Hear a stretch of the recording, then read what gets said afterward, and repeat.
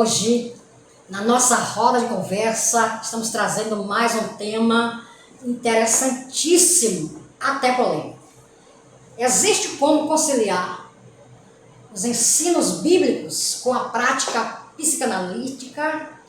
Para falarmos sobre esse assunto tão interessante, nós trouxemos hoje o nosso querido professor João Vanisky. É uma satisfação imensa estar recebendo este parceirão do nosso instituto. Olha, o professor João Vanisky, ele é bacharel em teologia, pedagogo, PNL, psicanalista, didata, especialista em neuropsicanálise e ministro do Evangelho há 30 anos. Muita experiência, não é? E muita bagagem para compartilhar aqui conosco. Professor João Vanisky, além disso, professor, olha, também é escritor. Eu tenho esse livro. E também já no gatilho próximo, não é? Já temos o próximo aí. Que maravilha! Daqui a pouco você fala pra gente o nome desse livro. Professor João Vanisky, satisfação recebê-lo aqui. Seja bem-vindo. Olá, oi, doutora Miriam. Prazer, uma honra atender um convite seu, uma honra falar desse assunto tão importante, tão polêmico, ainda que tem tantos tabus, né, doutora?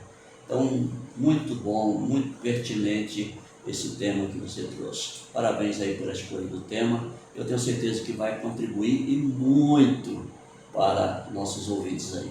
Acredito sim, professor. Desde já agradecendo, porque nesse período, não é? Já finalzinho de ano, fechando com chave de ouro, aqui recebendo você e também você saiu da sua cidade, nos dando essa honra. Para nós é um grande privilégio. Muito obrigada, tá? Eu vejo que o ser humano, às vezes a pessoa diz, você é um poço de conhecimento. Não queira ser poço, queira ser uma fonte que jorra, né? Então, sair de lá e vir aqui é um prazer, não é um peso, não é um processo dispendioso, apesar de, mas é um prazer poder contribuir, muito bom, contribuir com a sociedade. Muito obrigada, professor. Então vamos lá? Vamos lá. Professor, existe como conciliar os ensinos bíblicos com a prática psicanalítica, uma vez que existe esse grande tabu ainda, não é? Verdade. Principalmente no meio evangélico, de que pastor não é unanimidade, tá, gente? Mas existe ainda, não é? Muitas barreiras em relação a isso. O pastor, ele pode ser um psicólogo, o pastor, ele pode exercer a psicanálise, e aí, nos diga. Então, doutora, veja bem, há um tabu muito grande ainda, principalmente para as pessoas menos esclarecidas. Há um tabu muito grande. Porém, o meu conselho hoje toda pessoa, não só pastor, mas qualquer profissional que trabalhe com liderança, seja em empresa, seja em igreja, ele deve fazer um curso de psicanálise. Deve fazer, né? Por quê? A psicanálise ela amplia e ela é não vou dizer que é um complemento, que a Bíblia é completa, né? Mas dá para dizer, é claro que dá para dizer que olhando, analisando, a psicanálise parece ser uma vertente da Bíblia, né? Então a Bíblia ela tem sim como conciliar a psicanálise. Nós encontramos muitos textos da Bíblia.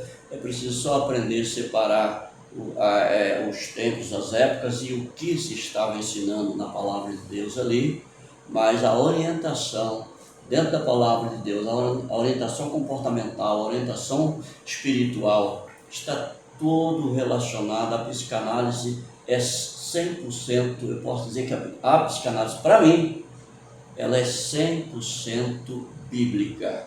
E todo pastor, todo líder que está lidando com gente, principalmente nessa época, é de suma importância que o pastor, aquele que tem um pastoreio aí, que ele faça, né? Ele faça um curso de psicanálise, pelo menos a introdução. É fantástico, fantástico. E a contribuição, professor? E em que sentido, assim? A contribuição que a gente pode extrair da prática psicanalítica, não é? É. Olha, em primeiro lugar, como conhecimento pessoal, não é? Como você pode, a partir desse conhecimento pessoal, você pode também estar ajudando o Ministério. Com certeza. Então, doutora, esses tempos atrás o meu filho disse assim: pai, assim que eu tiver condições eu vou fazer psicanálise. E eu disse: por que você vai fazer psicanálise? Eu acho que tem mais de 20 anos, né, que eu fiz aqui na época do Padre Jairon, naquela época. E ele disse: porque eu vi a mudança no Senhor. A maneira hoje de você lidar, de você ouvir, de você encarar uma situação adversa é muito diferente do que há um tempo atrás. Ele diz: então, se eu quero fazer psicanálise pela mudança que eu vi no Senhor. Pela mudança que eu vi. Então, a psicanálise, a Bíblia ensina todas as coisas que a psicanálise ensina, a Bíblia já ensina. Só que na Bíblia você precisa selecionar, separar os conteúdos que é psicanalítico. Já na psicanálise, então, já é o pacote pronto, já só naquela direção ali, muito importante. Pastor, existe algum relato na Bíblia de personagens que passaram por alguma crise emocional e está relatado na Bíblia? Existe sim, doutora, existe. E esse é o tabu que às vezes a gente ouve de pessoas cristãs. Quando eu estou falando de cristão, estou falando de católico, de evangélico, aquelas pessoas assíduas. O que nós ouvimos muito? Nós ouvimos dessas pessoas, às vezes a pessoa tem um transtorno, tem um comportamento depressivo, e as pessoas que mais a gente tem dificuldade de ajudar são as pessoas cristãs, quando elas são assíduas, são frequentadores que levam a fé a sério. É muito difícil a gente ajudar essas pessoas. Por quê? Porque elas têm um tabu. E ela já vem logo na mesa ali, ou no divã, ela já vem logo dizendo: olha, eu estou passando por isso, mas eu não aceito este mal, porque eu não concordo que a depressão, esse transtorno, isso não é de Deus. É claro que nenhum mal procede do bem, todo mal procede do mal. Mas nós estamos vulneráveis aqui nesse mundo. E devido a essa resistência que a pessoa já tem, então o profissional já encontra uma dificuldade de ajudar. Mas a Bíblia em si nós temos. O próprio Jesus passou por crises, né? Só que por ele ter o conhecimento, ele soube como gerenciar isso aí. Mas nós temos Davi. Davi, para mim, é um dos caras que mais teve alguns transtornos, principalmente o depressivo. Ele teve. Temos Davi, temos Jonas, temos Elias, temos Asaf. Asaf, que era o cantor, o chefe vamos dizer hoje, o ministro do louvor na época de Davi. E Asaf, você vai ali para o Salmo 77, você encontra o comportamento dele, ele tem uma crise misturada ali com depressão, com ansiedade. Ele tem todo esse comportamento ali. No Salmo 77 a gente pode extrair isso aí, né? A gente vê aí uma pessoa que teve esse transtorno, né, depressivo e outros transtornos misturados. E o interessante é que cada escritor das Sagradas Escrituras fizeram questão, acredito plenamente a Bíblia como inspirada por Deus. Então o próprio Deus inspirou os escritores para apresentar as fragilidades, vulnerabilidades humanas, né? Nunca a Bíblia ocultou um homem em crise, como por exemplo o senhor citou, Elias, né? Elias dizendo: eu quero morrer, me leva, não quero mais viver, não é isso? Verdade. Quer dizer, tudo por uma decisão precipitada que ele tomou. Quando a gente vai ali para Elias, a gente vê que Elias Ele não queria morrer, ele recebeu uma ameaça de morte e ele foge para não morrer. Mas depois que ele toma essa decisão, depois que passa ali aquele momento, que ele vai refletir na atitude que ele fez, aí então é que ele pede a morte, né? Mas ele não queria morrer, ele fugiu da ameaça de Jezabel. Então, se ele quisesse morrer, ele teria ficado lá, esperando ela chegar e matar ele, dar cabo na vida dele. Então ele foge. Só que era uma vergonha muito grande para o ser humano virar as costas para o inimigo, principalmente para uma mulher naquela época. Aí o que acontece? Quando ele vai refletir sobre essa atitude, aí ele começa a entrar e tem um comportamento depressivo, embora quando a pessoa, não, mas nós não podemos pontuar, não tem como pontuar tudo aqui. Temos praticamente como pontuar pelo menos 5 sintomas que Elias estava com depressão. Nós encontramos ali em Elias hipersono, né? Encontramos fome exacerbada, encontramos depois a insônia. Ele caminha 40 dias, 40 noites sem dormir, acaba estar acelerado até não poder mais, não é verdade? Ansioso não, né? Não, nem um pouco. Aí ele entra numa caverna que vai se isolar, comportamento depressivo. E toda vez que Deus vai falar com ele, ele repete a mesma coisa. Eu sou um homem zeloso da tua obra, ele já tinha até tudo ensaiado. Repete de novo, aceleradamente, né? Então, Elias teve sim depressão, dá-se a entender a princípio que seja uma depressão pós-traumática, mas quando você vai analisar na íntegra, seria pós-traumática se a depressão tivesse surgido pela ameaça. Mas ela surgiu do comportamento dele de fugir, né, da ameaça da pessoa. Então, Elias é um caso aí bem interessante. Sim, né? sim. Um homem de Deus que orava, que descia fogo do céu. É isso que às vezes o cristão, seja ele católico ou evangélico, doutora, que às vezes ele quer, ele não aceita, que não, isso não é normal, isso é uma coisa que vem do capeta. É preciso entender que todo mal vem do mal. E nós estamos vulneráveis aqui, doutora, isso aí não, né?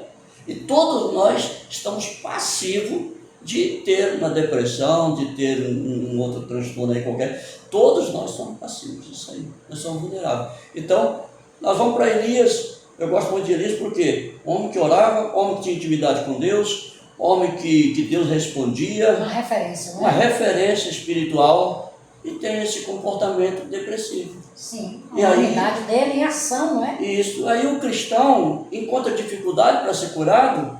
Por quê?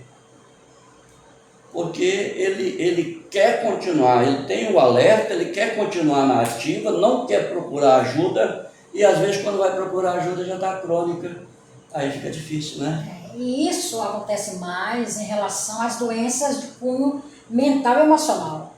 Porque as outras doenças ainda se procura mais, né? Porque tem aqueles que resistem com problema cardíaco, não, Deus vai me curar, não é? Isso, problema verdade. de Deus vai me curar.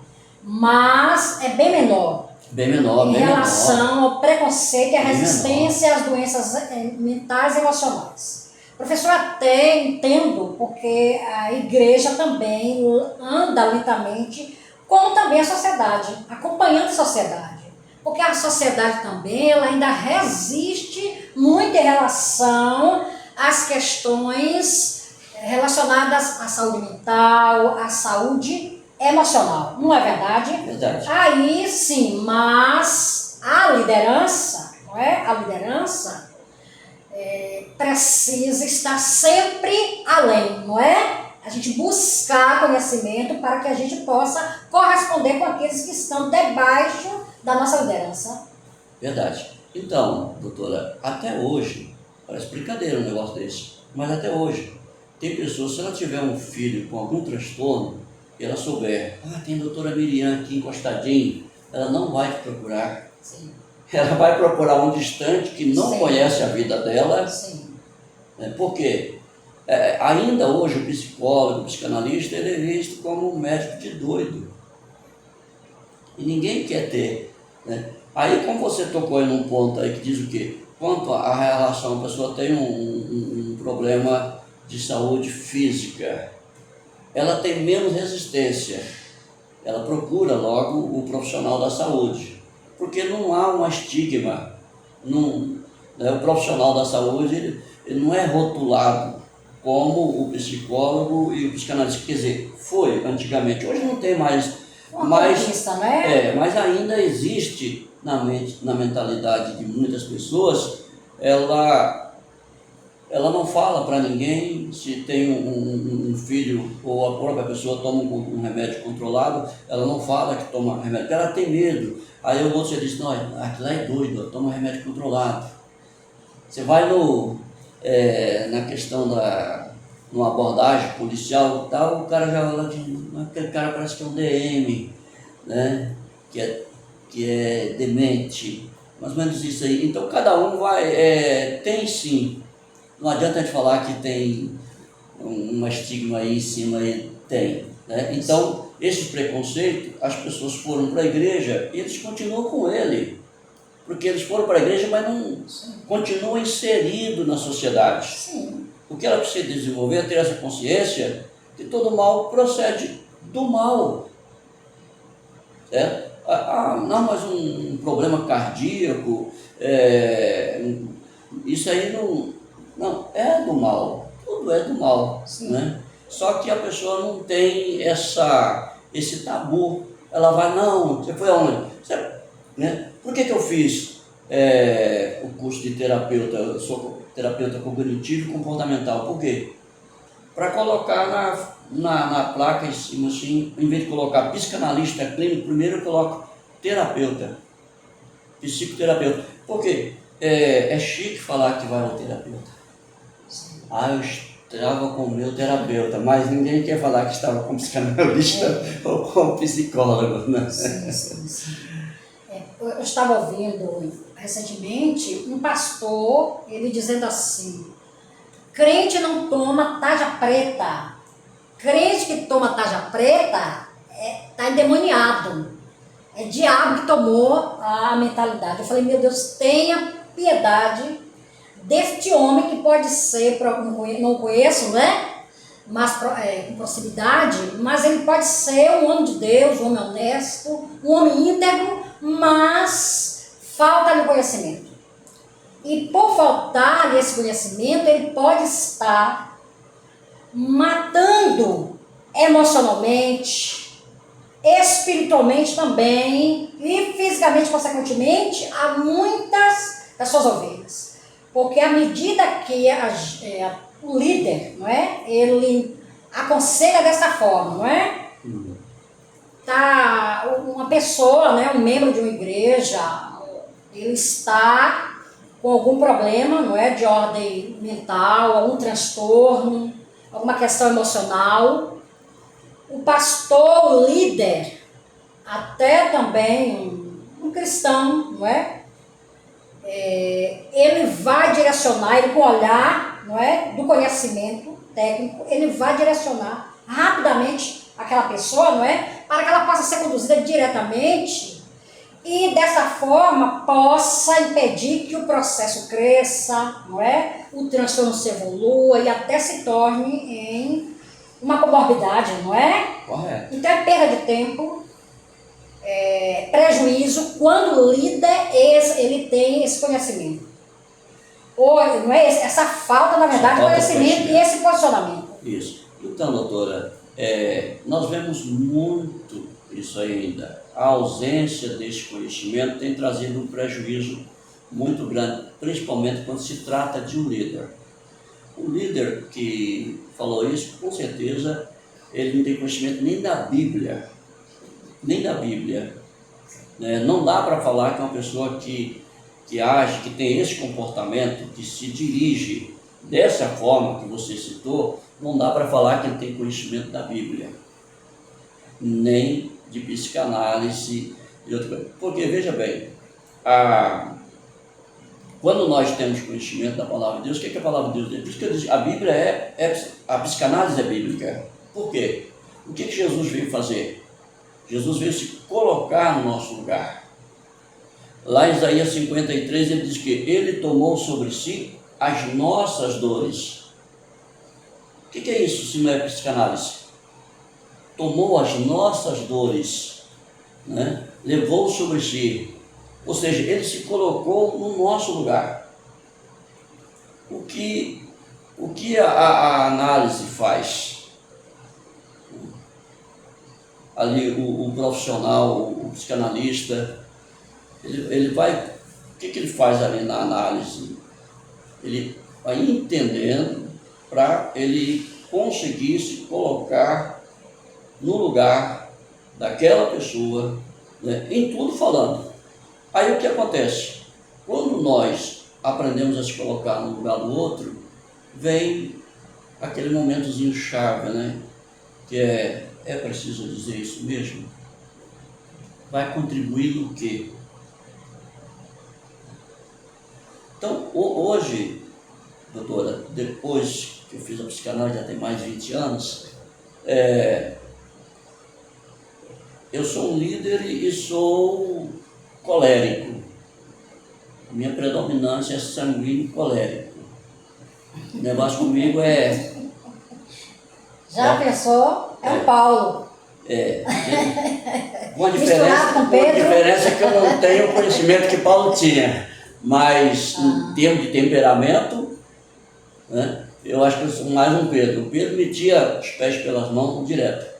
Mas quando você vai lá para Jesus, só que antes da pessoa fazer um curso de psicanálise, ele não tem esse entendimento, ou da psicologia, ele não tem esse entendimento. Ele lê, é simplesmente um fato a mais que aconteceu. Por exemplo, os discípulos lá na porta do Templo de Formosa, o mendigo estende a mão e pede uma esmola. O que Pedro e João faz?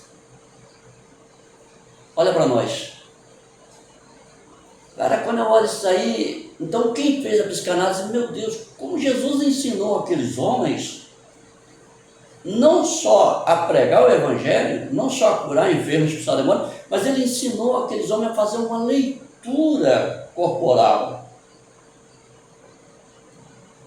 Aí eles olham para o cidadão ali que está pedindo a esmola e diz assim, e olhando para ele, viu nele fé para ser curado.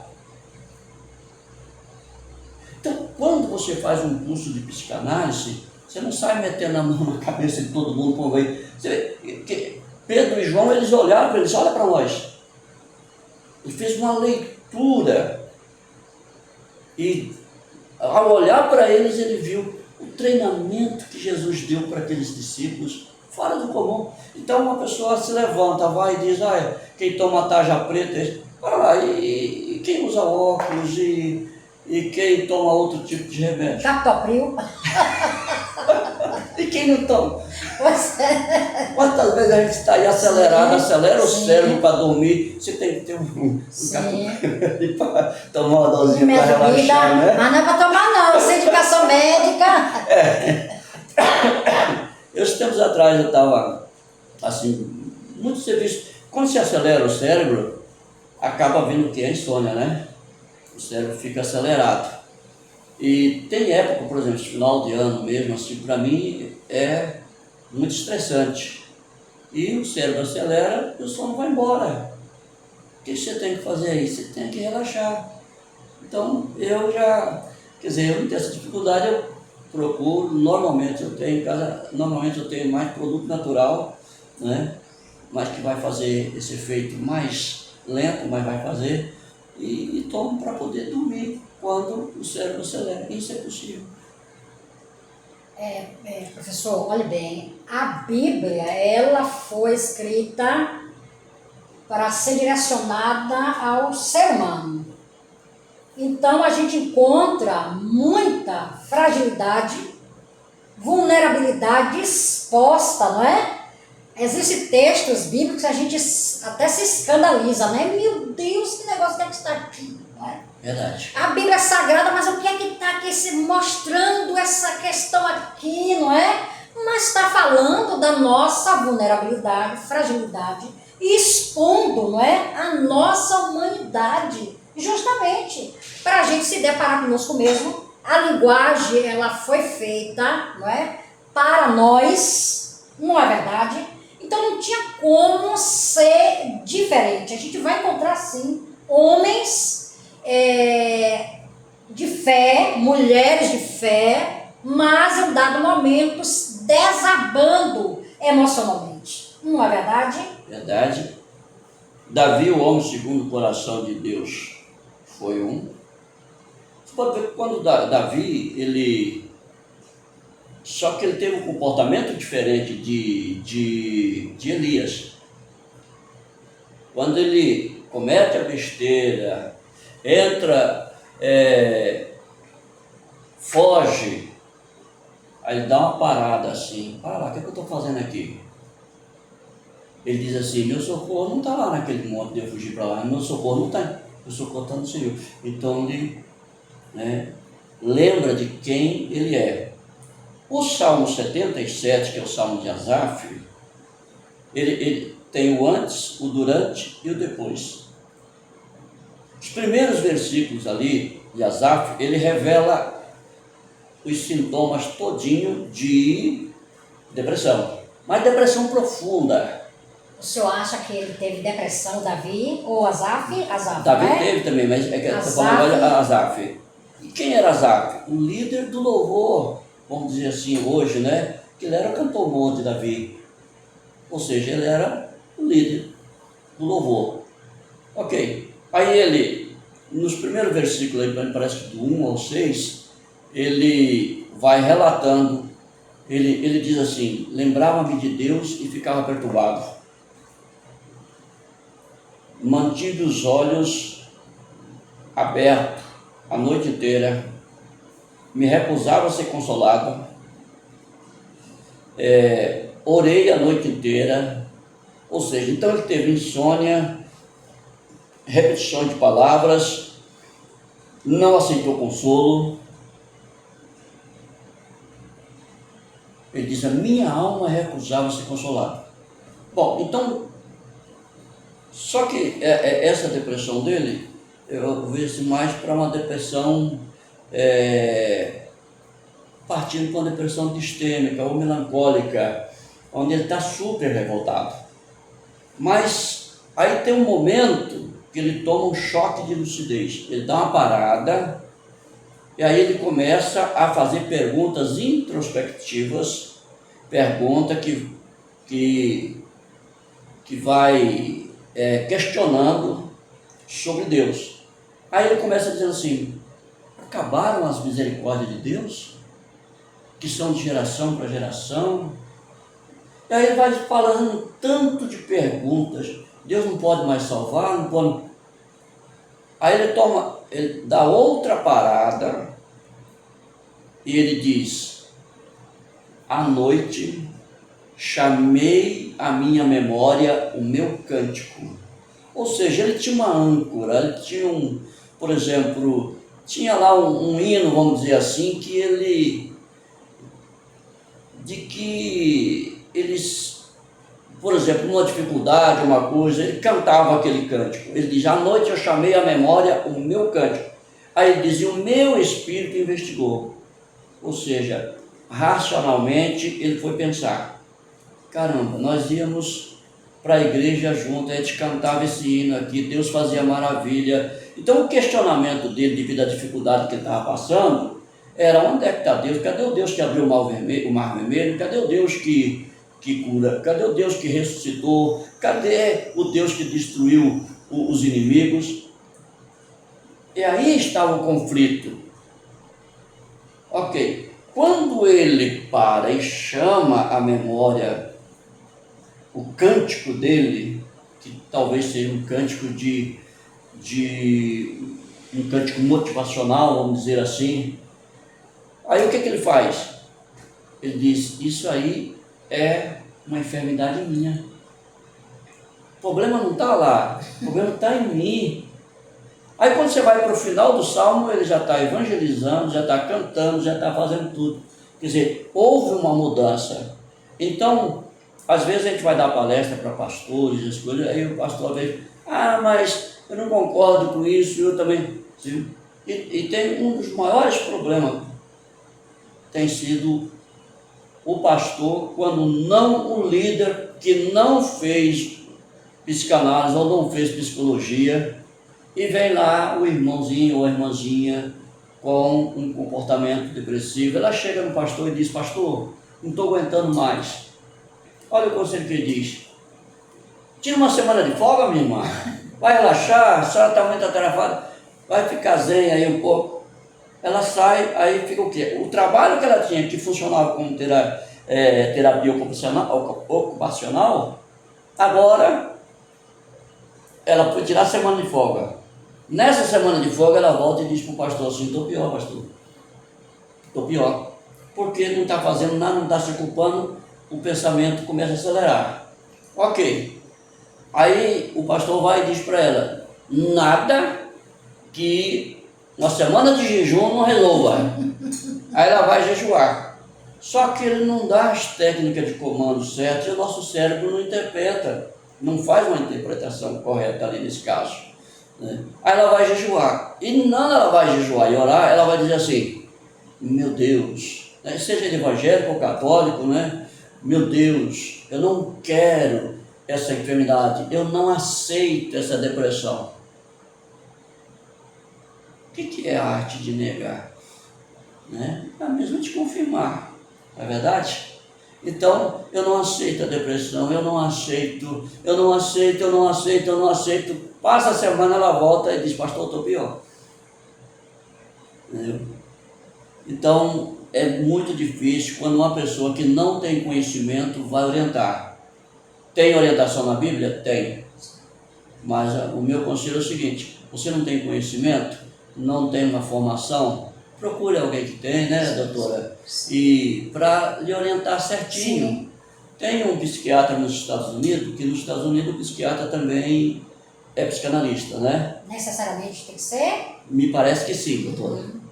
E, inclusive, naquele filme Capax, né, você vê que o psiquiatra é psicanalista ali, não sei se...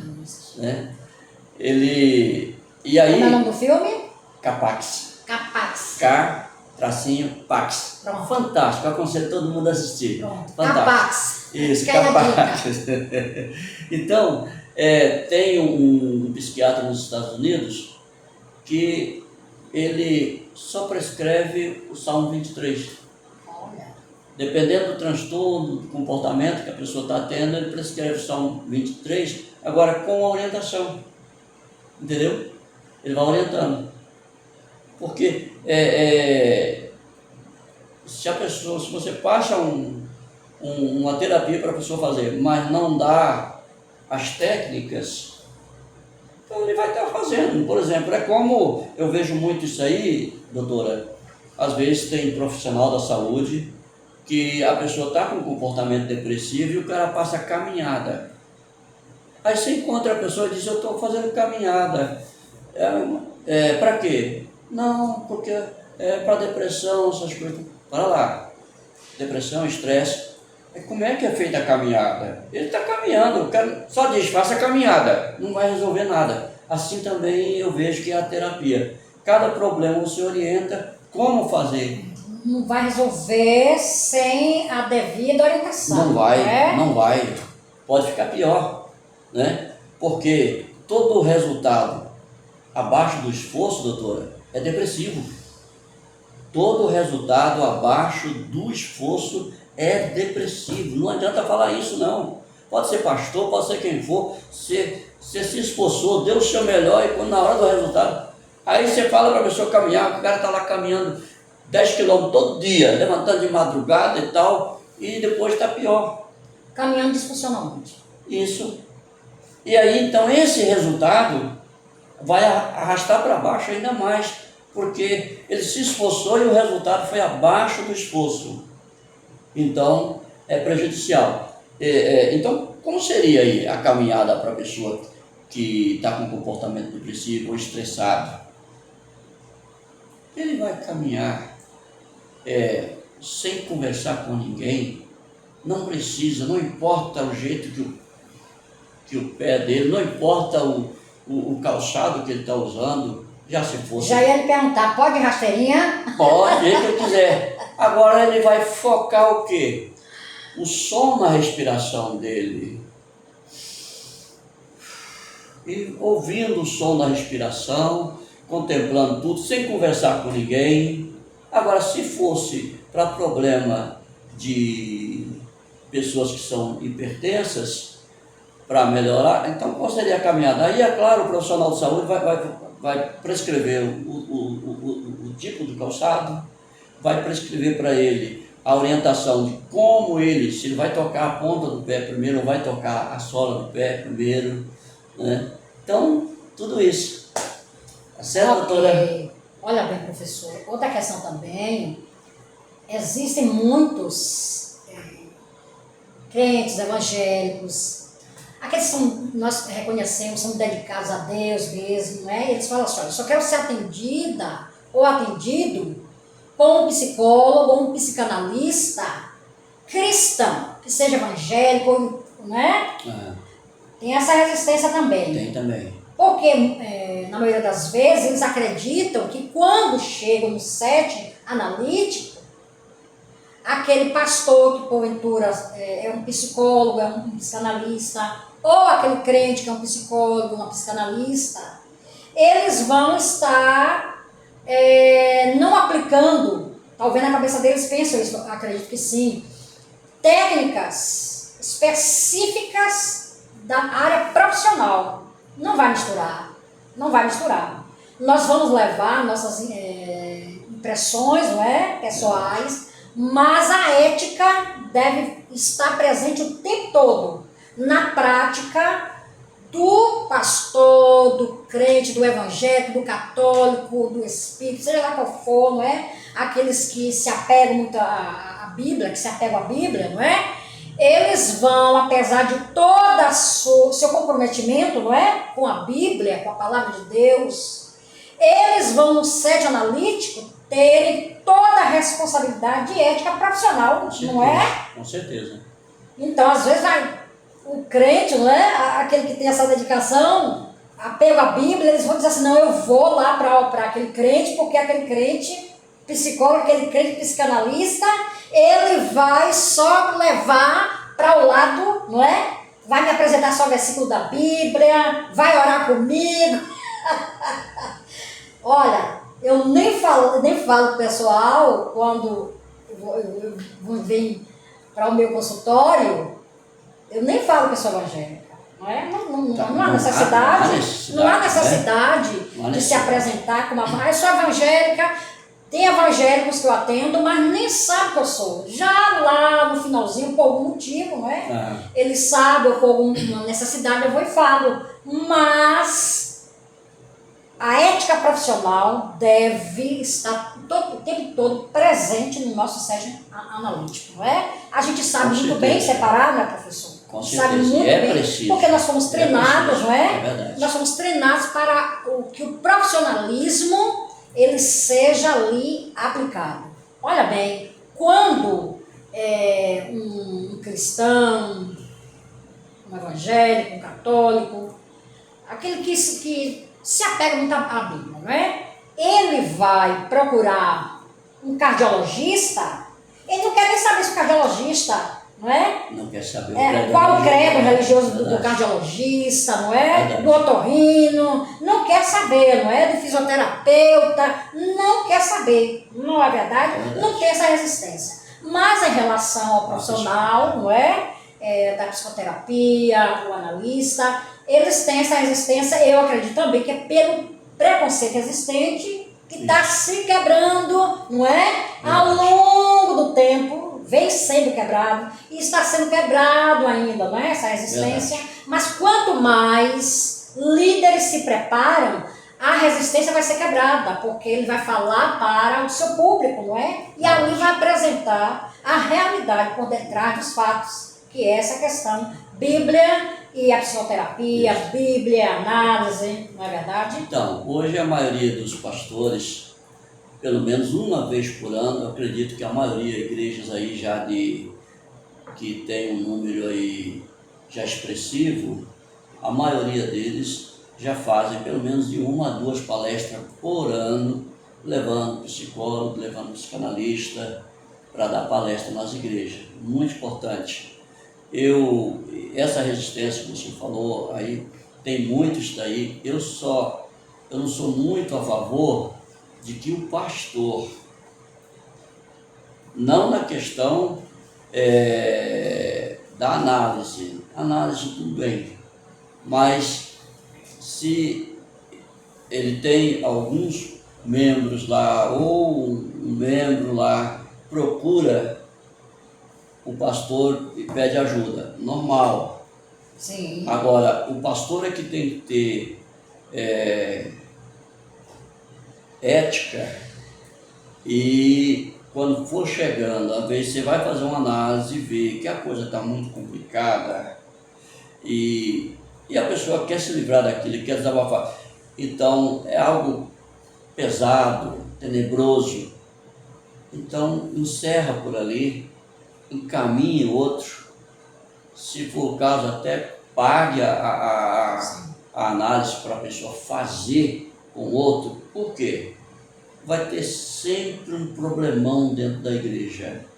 Aí a pessoa vem, cheio de traumas, cheio de infância, essas coisas todas. E o que acontece? O pastor, ao fazer a análise, pontuar todas essas coisas, ele vai tomar conhecimento disso tudo. É honestidade, não é, pastor? Certo? Ele vai estar ali dentro da igreja. Ele vai fazer um sermão depois, o cara já está lá sentado e está pregando aquilo lá porque ele já sabe da minha vida. Mas o senhor não acha um pouco inevitável isso, não? Oi? O senhor não acha um pouco inevitável? Porque um dado momento o pregador não vai... Não é inevitável, não tem como evitar isso aí. Eu atendo as pessoas, casos superficiais, que quase parece mais com um aconselhamento do que com uma psicanálise. Tá? A gente usa o conhecimento da psicanálise. Agora, partir para aprofundar mesmo, né? Você vê que a pessoa, às vezes você já vê que a pessoa já, só não você conversar com a pessoa, você já sabe que ela já traz alguns traumas, né? Isso é porque o senhor tem a bagagem, o senhor tem, não é na área. Agora o pastor que não tem, não é verdade? Pois é, aí... Mas aí, a partir daí que surge a necessidade. Quando eu falei da honestidade, porque o líder tem que ser honesto, sim. não é? Até aqui eu vou. Não tinha entendido. Até aqui eu vou, a partir daqui agora não dou conta. Isso. Não dou conta. E também a questão do aconselhamento pastoral, uma coisa, o atendimento psicanalítico é outra coisa completamente diferente, não é? A gente pode até usar conhecimentos psicanalíticos da psicologia, não é? A bagagem técnica no aconselhamento pastoral. A gente pode utilizar o conhecimento, como a gente pode usar qualquer outro conhecimento que venha aplicar-se, não é? Mas é você, ali no aconselhamento pastoral, você misturar o aconselhamento pastoral com análise, não é? Ou com a psicoterapia, isso é completamente aí já tá faltando falta de ética, né? E também vai prejudicar, não é? Porque não vai funcionar nem cá na área do aconselhamento pastoral, nem também na área que poderia, não é? O aconselhamento, você vai vendo, tem nada, porque a psicanálise ela não aconselha. A psicanálise ela leva você a tomar sua própria decisão. Sim. A ver e se refazer. O aconselhamento é completamente diferente, é um direcionamento, né, que a pessoa dá. Então, foge completamente, além de ser falta de ética, né? Não é? De ser falta de ética, né? Pastor, e uma confusão também muito grande é essa em relação ao transtorno, não é? Todos nós temos nossas demandas emocionais, não é? É diferente da pessoa ter um transtorno depressivo, né? Um transtorno de ansiedade, qualquer outro transtorno. Então, É fácil até a gente falar assim, ó, o irmão chega falando de uma demanda, uma situação emocional, e a gente pode dizer, vai orar, não é? Vamos conversar, vai praticar essa rotina, tudo bem. Mas quando se fala de um transtorno, já é um estado de adoecimento, não é? Já estamos falando agora, não é? De uma patologia, aí precisa realmente de ajuda profissional. De ajuda profissional. Não é? E não pode brincar, né, doutora? Não, pode brincar. De jeito nenhum. Não pode brincar. Então, a questão fundamental é essa. É sabermos identificar para encaminhar.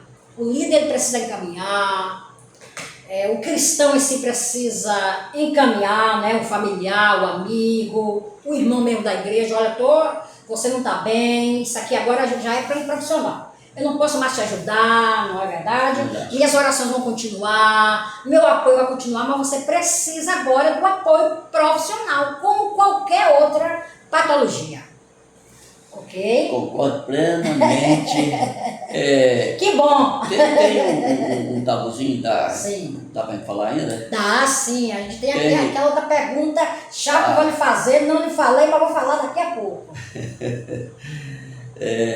Talvez seja isso que eu ia colocar aqui agora. A questão que muitas pessoas falam, doutora, poxa, não, Jesus não teve, Jesus era humano e ele não teve depressão.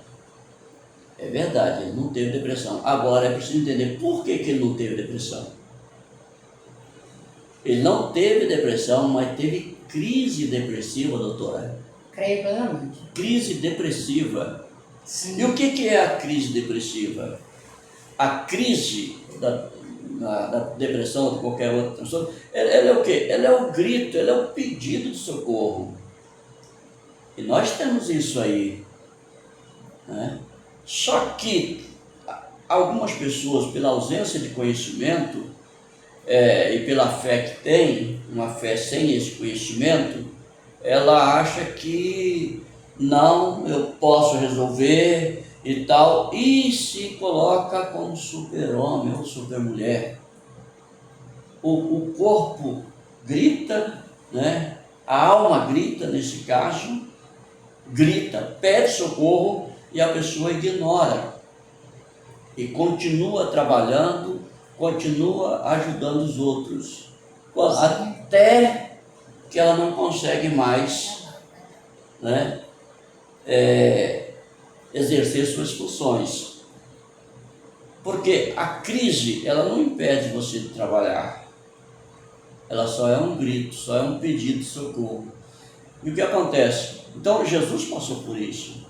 Ali no Getsemane, pastora. Sim, sim. Ali no Getsemane, Jesus passou por isso. Ali ele teve tudo misturado, ele teve crise de ansiedade, né? Teve crise depressiva, onde ele diz, primeiro ele revela a crise depressiva e ele chega para os discípulos. Olha a sabedoria de Jesus ali.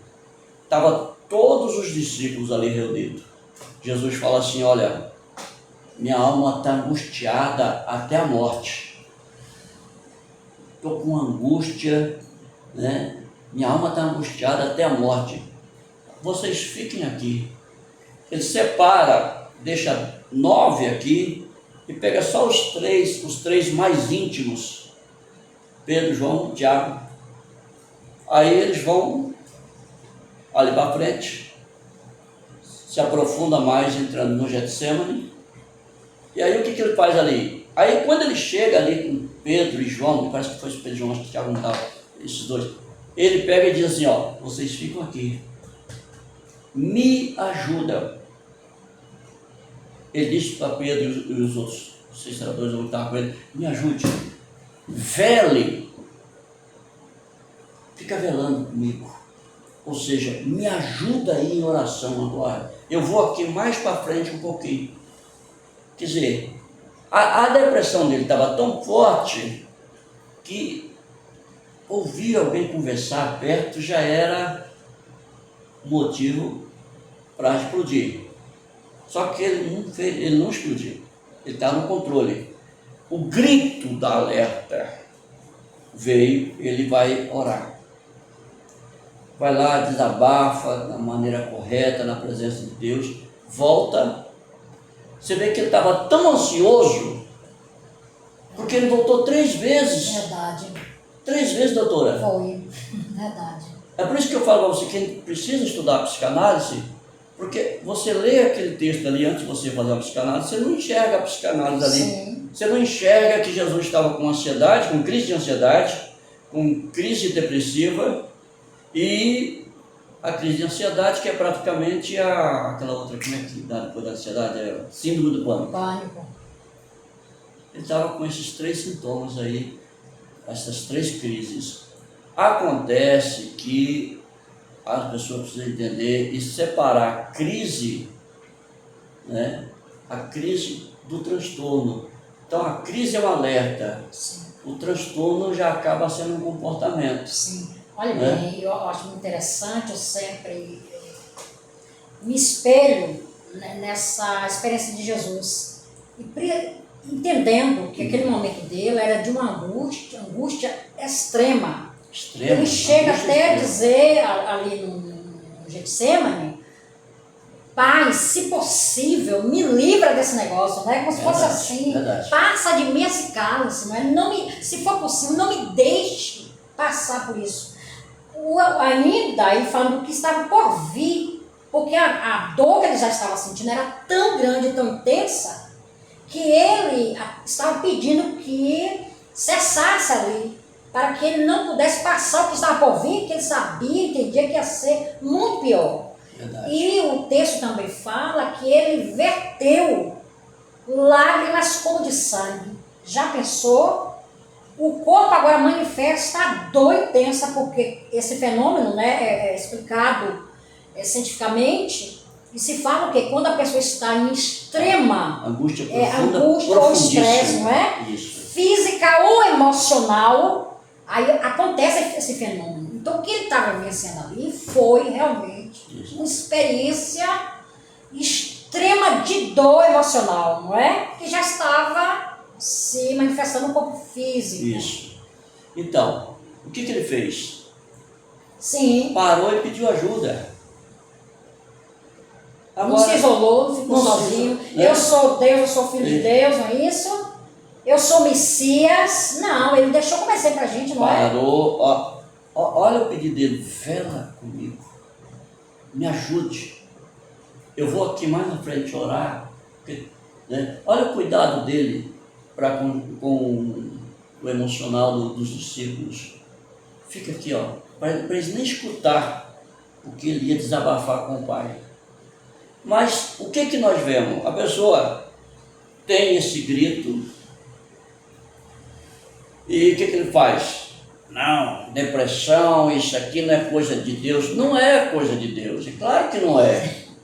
Não, e não para, não pede ajuda. Gente, o cara está querendo ser melhor do que Jesus. Não é de Deus, mas faz parte da nossa humanidade, não é? Faz parte. Está querendo ser melhor do que Jesus. Isso é orgulho, né? E o orgulhoso só se dá mal. O que Jesus faz? Jesus foi humilde, chegou lá para os discípulos: me ajude, minha alma está angustiada, me ajude. Aí você vê o comportamento dele. 3 vezes ele volta para ver se os discípulos estavam orando, estavam ajudando ele em oração.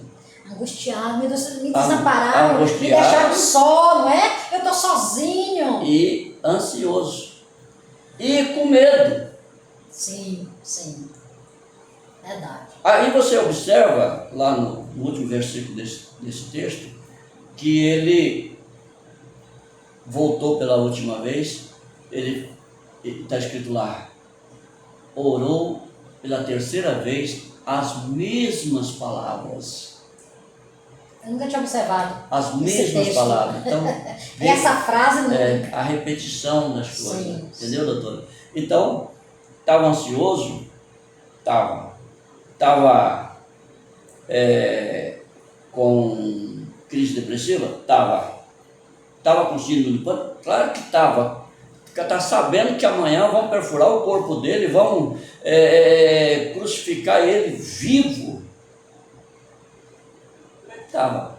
Só que ele não saiu para pregar o evangelho, não saiu para curar ninguém, não saiu. Ele foi cuidar de vencer emocionalmente primeiro, quando ele se sentiu Estruturado, não é? no controle. Você pode ver que mesmo na cruz do Calvário lá, o cara insulta, ele não responde nenhuma coisa. Nada fica na dele. Aí quando vem o outro e diz, lembra de mim? Aí ele diz, ainda hoje tu estarás comigo para aí. Ou seja, ele não saiu do controle das suas emoções nem um minuto. Mas foi preciso parar e assumir o controle. Depois da terapia divina, não foi isso? Depois da terapia divina. Mas ele era Deus. Né? Pediu ajuda. O processo da cura começa aqui, quando você reconhece. Sim, o autoconhecimento é fundamental. Quando Jesus chega ali para os discípulos e fala o quê? Olha, eu preciso de ajuda. Minha alma está angustiada da morte. Ele está reconhecendo a sua fragilidade como um homem. Pede ajuda. Começou o processo da cura ali. Aí ele vai, fica ali, né? É visível a ansiedade, é visível a depressão, é visível, mas é apenas um sinal. Ele venceu ela e depois saiu. Então muitas pessoas têm depressão porque nada acontece. Ah, foi do nada aconteceu. Nada acontece do nada. O nada vezes nada é nada. Acontece que a pessoa vem, tem aquela chamada gota d'água, a pessoa tem um sintoma, sente hoje, percebe, mas não quer assumir. É o famoso empurrar com a barriga, né? Não, isso aí não é coisa de servo de Deus, eu não estou com depressão não, eu não estou, e vai deixando até ficar pronto. Até a coisa se agravar mesmo, Até né? Tornar-se. No início não é, porque é um progresso, né? Tornar-se comportamento. Vai tornar, não é? Entendeu? No Gólgota, ele diz, Pai, por que me abandonaste? Então, eu vejo ali que a dor dele tanta, né? Inclusive hoje tem até um hino que fala sobre isso. Eu digo que eu não concordo que Deus já abandonou ele. É a missão dele. Sim. É a missão. Ele estava ali olhando o tempo todo. O pai estava olhando o tempo todo. Agora, ele tinha que cumprir a missão. Né? Então, às vezes, é alguma coisa que a gente vai passar também. E Deus, parece que o senhor não está me escutando. E está. Porque tudo nessa vida é para nos ensinar alguma coisa. Né? Eu estava fazendo uma série agora falando sobre treinamento. E coloquei como ideia central: soldado treinado não vai para o deserto. E vai para onde? Vai para o campo de batalha e volta com despojo. Né? Então, só vai para o deserto soldado que não aceita treinamento. Né? Aí ele foi lá para o deserto porque o pai abandonou ele? Não. Porque lá no deserto ou você aprende ou você morre. O cara está aqui não quer, não aceita o treinamento, né? Então, o soldado treinado não vai para o deserto. Ele vai para o campo de batalha e volta com os despojos da guerra. Essa é a verdade. Só vai para o deserto soldado que quer as coisas, às vezes tem até uma patente, mas não quer passar por um treinamento. Então ele vai para o deserto. Lá ou ele treina e sai, ou ele se lasca. Né? Então eu não vejo que Jesus abandonou. A expressão dele ali é por causa da dor. Da dor. Pai, por que me abandonaste? A dor é muito profunda, a dor é imensurável, não tem como mensurar, a dor é demais. Mas os olhos do Senhor, com certeza, o Papai do Céu estava ali sobre ele, mas ele tinha que passar por aquilo. Nisso aí, eu me lembro uma época, não sei se você viu uma reportagem que surgiu em Brasília, do Sérgio Radioativo, Sérgio 70, se não estiver me enganado. Ele é hospitalar. E foi descartado na década de 80, me parece. Sim. Foi descartado no lixo, uma cápsula, vamos dizer assim, né? E as pessoas foram brincar com aquilo, crianças e tudo, e várias pessoas ficaram contaminadas. Foi isolado uma ala do hospital para poder tratar dessas pessoas que foram contaminadas com sede. E eu vi muitos pais que ficaram a noite inteira ali no visor. E o filhinho às vezes fazia assim com o papai, querendo, né? E a criança chorava do lado de cá e o pai chorava do lado de cá. Mas entre eles tinha ali aquele vidro. Ele só podia ver, mas não podia tirar o filho de lá, porque o filho estava contaminado. Então, a missão de Jesus Cristo aqui na terra foi essa, né? Se contaminar, ou seja, tomar sobre si os nossos pecados, as nossas dores, as nossas enfermidades. Então, entre Jesus e o Pai estava a missão, o visor da missão ali. Se impedisse ele de cumprir, se salvasse, tirasse ele dali, daquele momento de agonia, de dor e de sofrimento, como já disse, imensurável, a missão seria abortada. Ele precisou passar pelo ápice do sofrimento da humana, não é? Para sentir as nossas dores. Isso. Isaías 53, não é? Ele foi ferido pelas nossas dores. Assumiu o nosso lugar, tomou sobre si as nossas dores. Isso é psicanálise. Né? Se colocar no lugar do outro. Ok, coisa maravilhosa, não é? Muito bom, doutor. Professor, deixe-me te falar. Então, fica essa sugestão nossa, essa orientação, não é? Precisou de ajuda, sentiu que não está bem emocionalmente, não é? Você está se sentindo fora do seu padrão, busca ajuda. Essa é a mensagem hoje. Essa é a mensagem. Busca ajuda. Foi uma das maiores mensagens que Jesus deixou para nós no momento de dor e sofrimento. Verdade. Busca ajuda. Busca ajuda. Não é? Busca ajuda. Busque ajuda.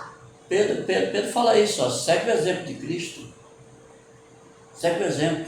Ele disse, ele veio para nos dar exemplo e nós devemos seguir as suas pisadas. Se ele pediu ajuda, quer dizer que nós somos melhor do que ele, que não, eu vou sair dessa, não vou pedir ajuda. A gente está aqui para servir um ao outro.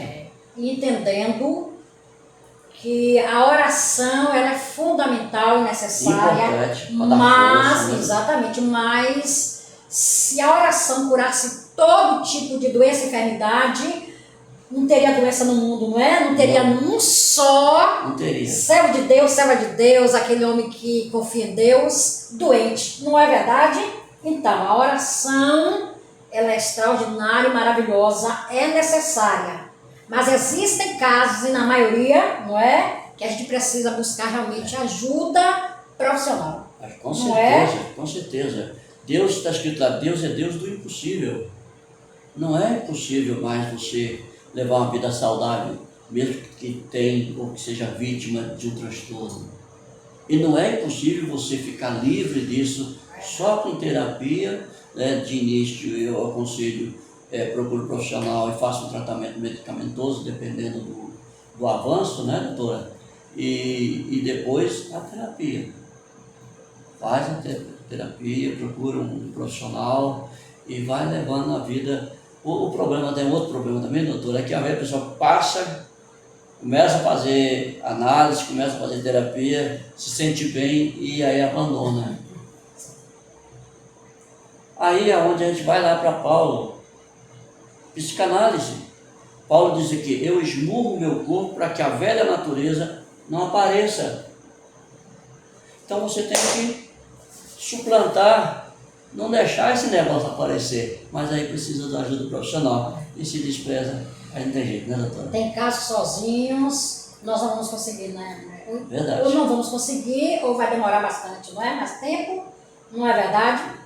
Olha, tem caso que é impossível conseguir sozinho. Sim. Aliás, Deus não criou a gente nem para fazer as coisas sozinho, né? Deus criou servo um do outro. Eu digo, o mecânico é o anjo de Deus na minha vida para consertar meu carro. O psicanalista, o psicólogo é o anjo de Deus para ajudar a organizar aí os meus conflitos, né, as minhas ideias e me ajudar a gerenciar emocionalmente, a decodificar as informações e elaborar. Então, tudo é anjo de Deus aqui nessa terra para ajudar um ao outro. Verdade, não é? O mesmo anjo que ajuda, às vezes é o mesmo anjo que também precisa de ajuda. E outra coisa, não é verdade? Um ao outro ajudou e ao seu companheiro disse, esforça-te, né? Verdade. Que maravilha, que maravilha. Professor, Uma satisfação imensa. Prazer Muito foi meu. obrigada por essa contribuição. Contribuição de sempre, essa de hoje. Eu que agradeço. Muito obrigada pelo esclarecimento, pelo conhecimento deixado. Eu tenho certeza que vai contribuir, viu? Com muitas pessoas, tá bom? Que Deus bom. abençoe sua vida poderosamente. Que 2026 seja um ano assim, onde Deus venha estar alargando as tuas fronteiras, ampliando os teus horizontes. Um abração para a sua família, seu ministério. Deus te abençoe poderosamente. Viu? Tudo de bom. Valeu, doutora. Eu que agradeço essa oportunidade. Que adianta você ter as coisas se não servir para compartilhar. Isso mesmo, né? Então, eu agradeço por você abrir essa porta aí para a gente poder compartilhar esse conhecimento. E eu tenho certeza que estará ajudando muitas pessoas. Creio E sim. me coloco à disposição. Muito É um obrigada. prazer sempre imensurável estar aqui, poder falar dessas coisas maravilhosas. Maravilha. Muito obrigado. Muito obrigada. E que esse ano de 2026 para você seja um ano onde Deus também vem estar ampliando a tua casa, os teus horizontes, as tuas fronteiras. Que seja um ano de compartilhamento. Deus te abençoe. Beijo no coração. Até logo mais. Deus abençoe. Deus abençoe. Muito obrigado. Fique com Deus. 2026 aí, cheio de bênção para você e para sua família. Valeu.